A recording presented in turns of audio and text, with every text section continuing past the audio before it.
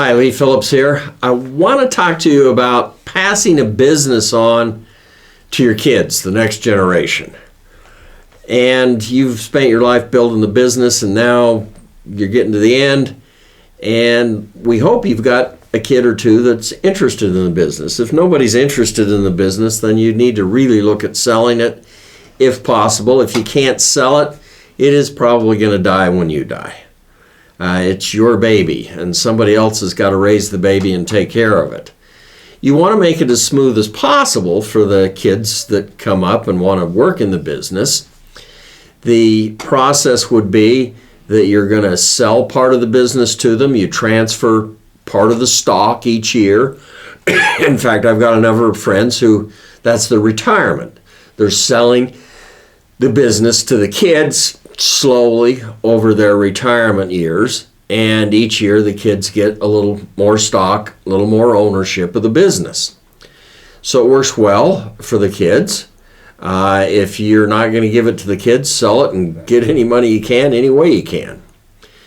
So if the kids are taking it over, you want to make sure that when you die, this isn't caught up in probate. That means that the LLC or the corporation or however you hold your business is going to have to be owned. The LLC or the corporation that where the business is going to have to be owned by your living revocable trust.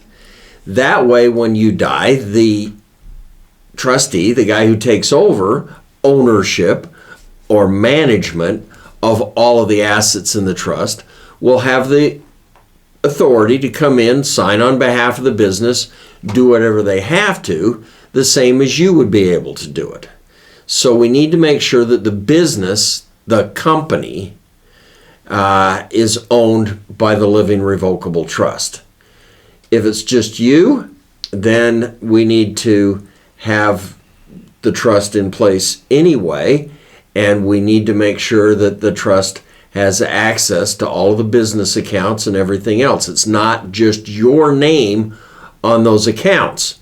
Now, today you can do a POD or a TOD, pay on death, transfer on death, at the bank and just make the trust the beneficiary of that account. Then they can empty it and move it to wherever they want to. However, it would probably be better if the trust actually owned the account, even though it's your business account. And it may be under the name of your business down at the bank. So you got to pay attention to those types of things, the savings accounts. They're going to have a hard time with the credit cards. It's the trust, it's the business's merchant account, and we're not going to tell them you die, frankly. If somebody can come in and immediately start to pick up, have authority to sign on behalf of the business and everything else, then the merchant's going to be merchant account people is going to be happy. So there are always moving parts to a business. Ideally, you're training at least one of the kids to do each one of these things as you go along. Then when you die, it isn't a surprise to them. They know what's going on. You got to have meetings with kids, all of the kids. You've got a problem in that one kid's going to be running the business, but the other three kids, they all want their share of the business today. Maybe you're going to have to give the business totally to this kid. You need to do that by moving ownership of it, all of it, to them now, before you die, or it needs to be written in to the trust or the will or whatever it is, that the oldest son who's involved in the business, they own the business after you die. But this business may be the most valuable asset that you have. How do you take care of the other kids? Well, there again, you could have the business buy out the interest of each one of the other kids over the years, or you can give the other kids bigger shares of the house and the personal bank accounts and the IRAs and stuff. But the guy running the business, he needs to own it. It needs to be his, and he can't rely on management by the other 3 brothers and sisters or whatever it is. So you've got to think this way, and the sooner you get all of this on the road, the better off you're going to be. This is just kind of practical rather than legal jargon, but it's really, really important, because how this transfers when you die or even before you die is going to make a big difference as to the amount of property the kids get, who gets what, how many fights there are, all of that sort of stuff.